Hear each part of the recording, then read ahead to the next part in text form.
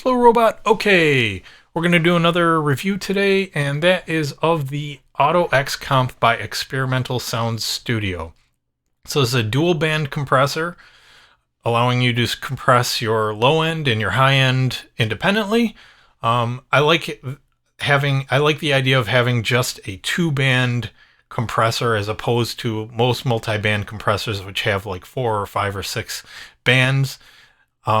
Just because most of the time when I'm doing multi-band compression, I don't really need more than 2 bands. 2 is usually I'm just either doing something with the high end or I'm doing something with the low end.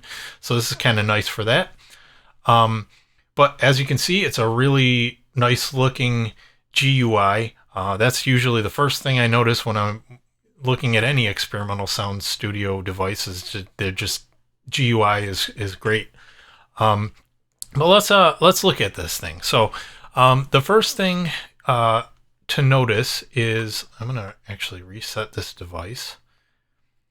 And so going left to right, you have kind of your standard kind of setup. It's an input section, a detector section, which allows you to determine, how it's being triggered overall. Then you have your kind of split section for your low end and your high end with your giant crossover frequency knob in the middle. Very important. And then you've got a parallel section where you can reintroduce some dry signal. And then your output gain and limiter option at the end. And then there's some settings on the back. We've got input distortion, which allows us to drive the if we set this gain knob, this first gain knob here, high enough, you're going to start to hear some distortion in the signal. And then we've got our detector section here, which allows 3 different kind of attack settings. We've got punch, fast, and smooth. And then we've got a couple of interesting controls. We can set independent width for each band, so we can tighten up the low end or widen out the top end or both. And then we have an adaptive release or an adapt release button here, which is going to allow us to have that release trigger automatically based on the sounds that are coming out of it. So if it's a slower, the release of the instrument is slower, the release on the compressor will slow down automatically. And if it's a fast release in the instrument, the compressor will come back to its normal state more quickly. So it's kind of standard stuff as far as all that is concerned. But what I'm going to do is show a little bit of this song that I've been working on. It's just the intro part here, and it's got a drum thing going on, and this is it. Let me put this into bypass so you can.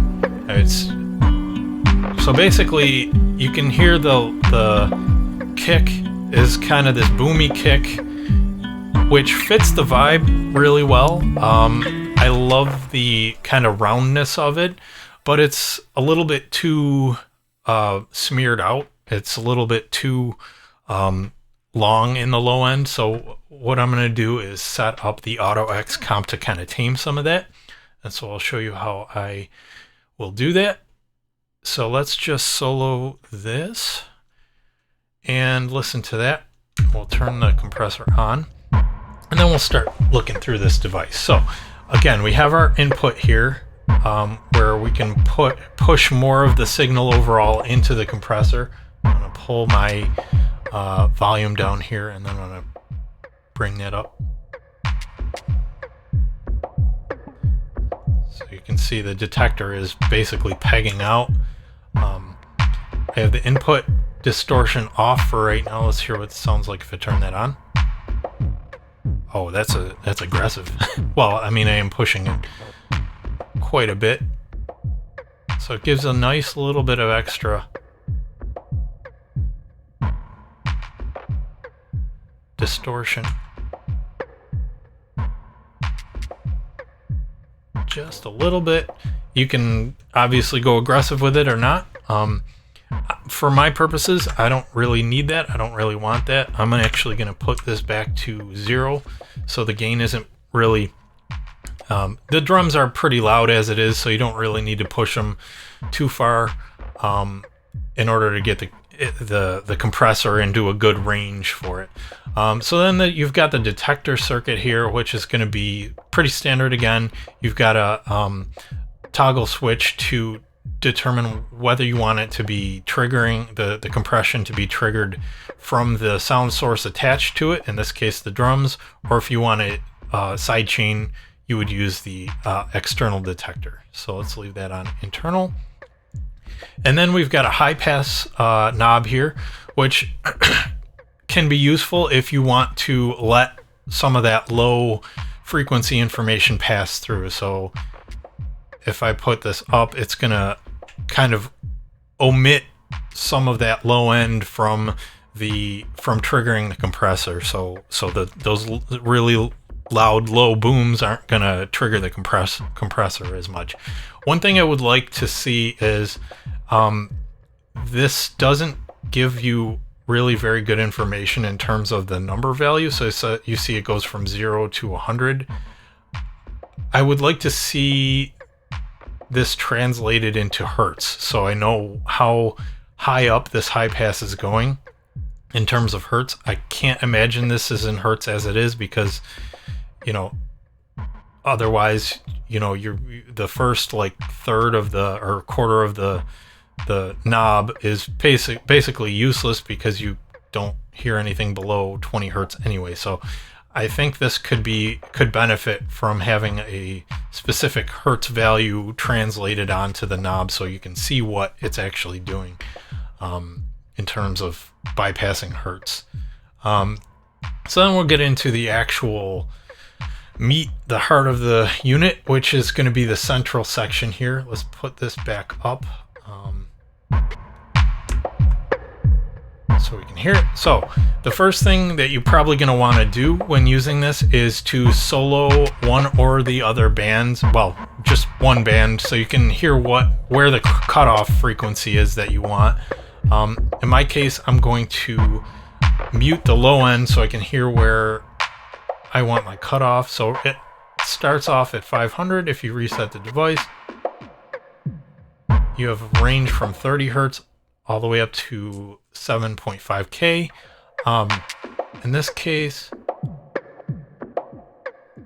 I think I want to have it set around there. I want to isolate mostly just that kick. So if I unmute that and I mute this, that sounds about right where I would want it. Yep. So that's where I want to have my cutoff. Now, one thing that you'll notice here with the crossover frequency is that it's a stepped design, which is, it's a good thing and a bad thing. It's good in the sense that you pick a number or you pick a value that sounds good to you and you move on. You don't have to think too hard about like really honing in on a specific hertz value that's the perfect number or something like that. You just kind of find something that is in the ballpark, and that's what you go with. But the downside to it is that it sounds so good. The filter sounds so good. I would want to be able to do this and use it as a filter sweep. Like, I wish this was a continuous knob so that I could just sweep through this and use that as a filter. You'd mute one of the two bands and then use it as a filter sweep. I think that would be a really nice addition to this unit. Now, I believe that this is actually based on another rack extension that Ekssperimental Sounds Studio put out, which also has a step design, which is, I think, also based on a real world filter. So that's probably why it's like that. But even still, it would be really cool to have the option, because it is a great sounding filter that I would love to be able to use to sweep through stuff. But that aside, let's keep moving here. So we've got, let's turn the mute off on the high end. So now we're listening to the stock signal going through the compressor again. Now, the amount knobs are sort of like additional gain knobs, and they act as gain knobs and amount of compression knobs. So basically, you have your initial gain set here for the overall sound going into the unit, but then you also have these, which if you leave them at 0, you're not going to get any compression. But as you raise these, you're raising the level of that band as it goes into the compressor for that band. So let's go back to muting the high end, and we'll kind of, remember the goal here for this particular song, I want to tighten up this this bass. So I want to start there. I'm going to start by soloing the bass. I've got my crossover set. Now I want to choose the detector type. So again, we have punch, fast, and smooth. Since I'm trying to keep it punchy, I don't want it to, I want to let some of the initial transient through, but I just don't want it to be smeared, that whole tail to be smeared out as much as it is. So I'm just going to try and rein that in a little bit. So I'm going to leave this on punch, and what I'm going to do is first I'm going to pull down that level again, just to make sure I'm not kind of blowing my ears out. And then we're going to take the time constant. So I'm working again just in the low range right now. I have the top range muted.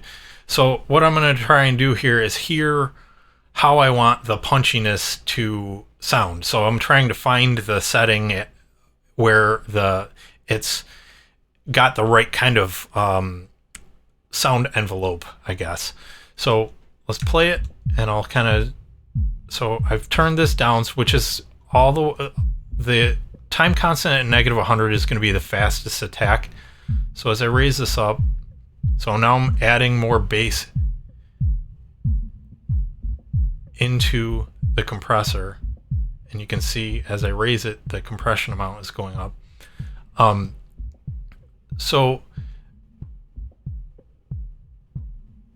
it sounds like it's actually getting quieter, and that's because I have the setting so low down here, the time constant. It's compressing immediately.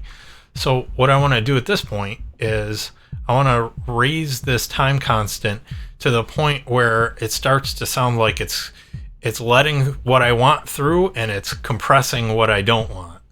So I'm going to start raising this. So you can hear that punch is coming back in.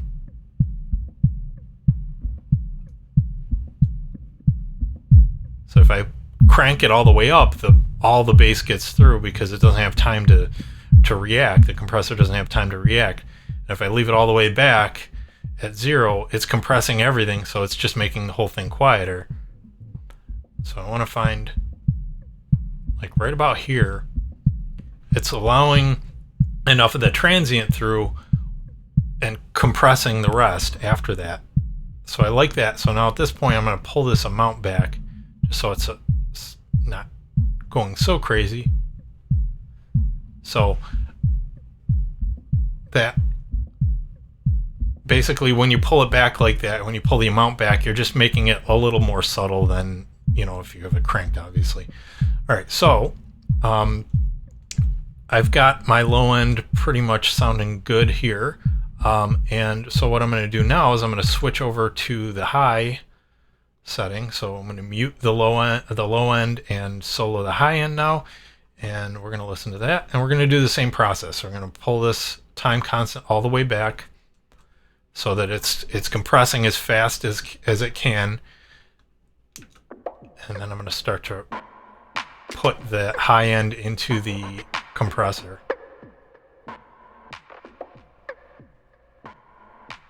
So if we pull this back now, here it doesn't have time to react again, so it's just basically letting everything through.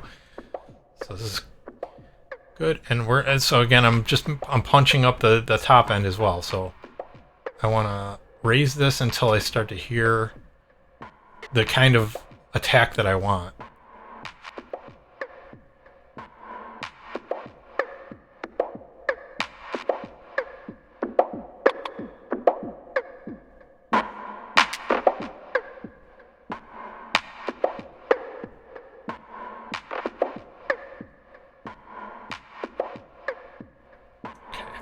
Pretty good. So again, I'm going to pull the amount back just to make it sound a little less aggressive.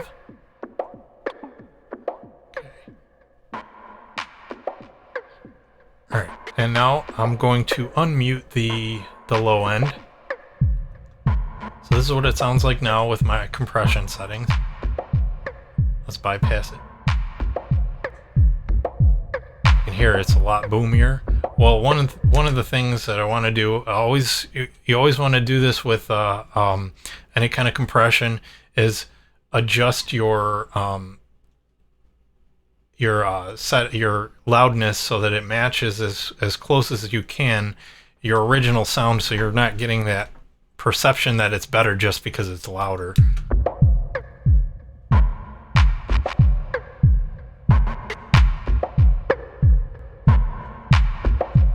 That's a pretty good level there. Now I'll put this in bypass and we'll listen to it in the context of the song. So this is bypassed.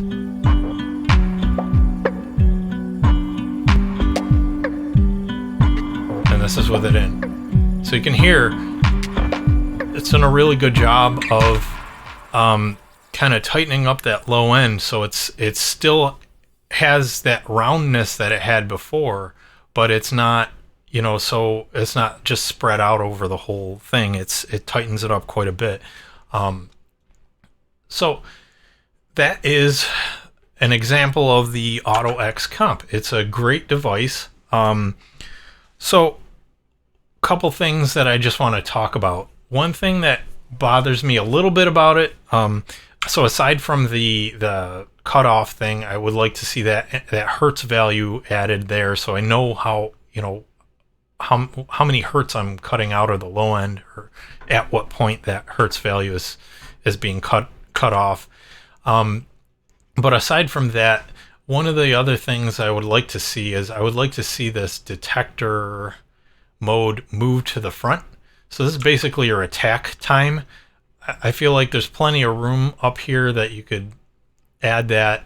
And it's kind of an important control, right? Like when you're using a compressor, your attack setting is one of the most commonly used things that you're going to reach for.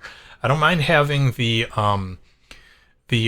distortion on the back. I don't mind having the adaptive release setting on the back. I don't mind having the width settings on the back. The parallel inject is a nice feature too, obviously, kind of a standard thing. I'm not really sure what this phase does. I think what it does is, like if we listen to this as is, and I'll just introduce some more dry signal. So you can hear it gets louder with that more dryad. Now if I click the phase,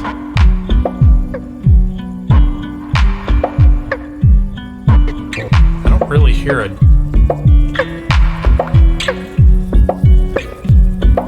don't hear a drastic difference in what it's doing to it, so I'm not entirely sure. I think it's trying to compensate for the added signal that you get when you're basically doubling a waveform, but I'm not entirely sure.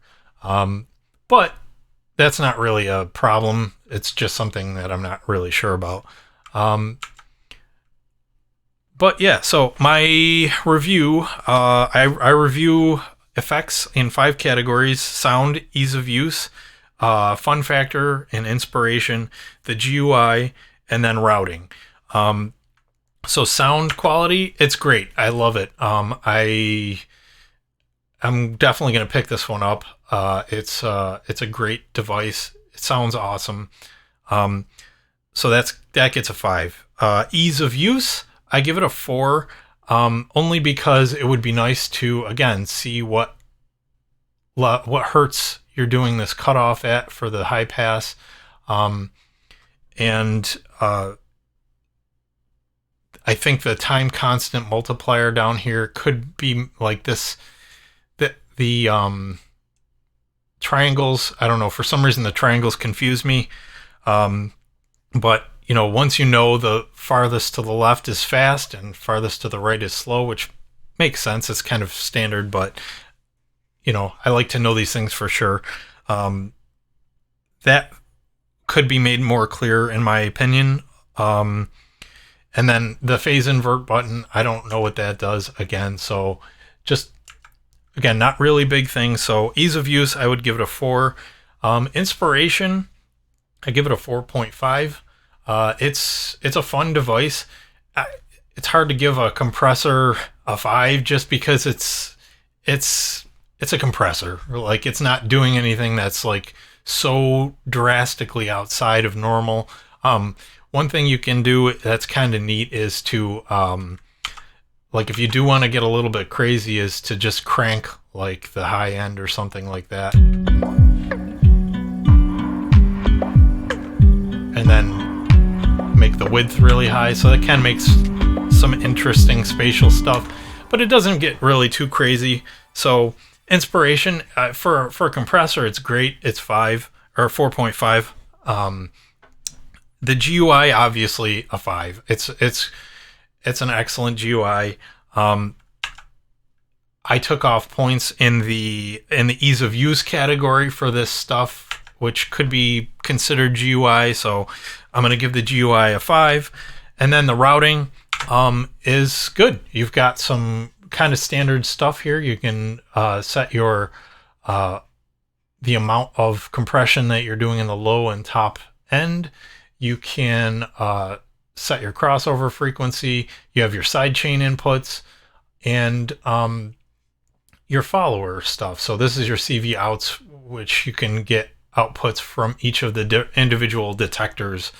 So the input setting and then the bottom and top followers as well. So a lot of routing options there. All make sense. I haven't tried them. I imagine they work just fine. But overall, it's a great device. Okay, so overall score, I would give this, I've rated sound quality 66% of the score. Ease of use is 12% of the score. Inspiration and fun factor is 12% of the score. GUI is 5%, and routing options are 5% of the score. So with all those scores that I went through before, the overall score I give for this is 4.79, which is excellent. Very, very good device. Like I said, I will be picking this up. It's a great compressor to have if you need to use a dual band kind of setup, and it sounds great. It's inspirational to use in the sense that it just looks so good, and you just want to have it in your rack and use it. So 4.79. If you need a good compressor, multi-band, you cannot go wrong with this. So pick it up. And with that, I'm out. Later.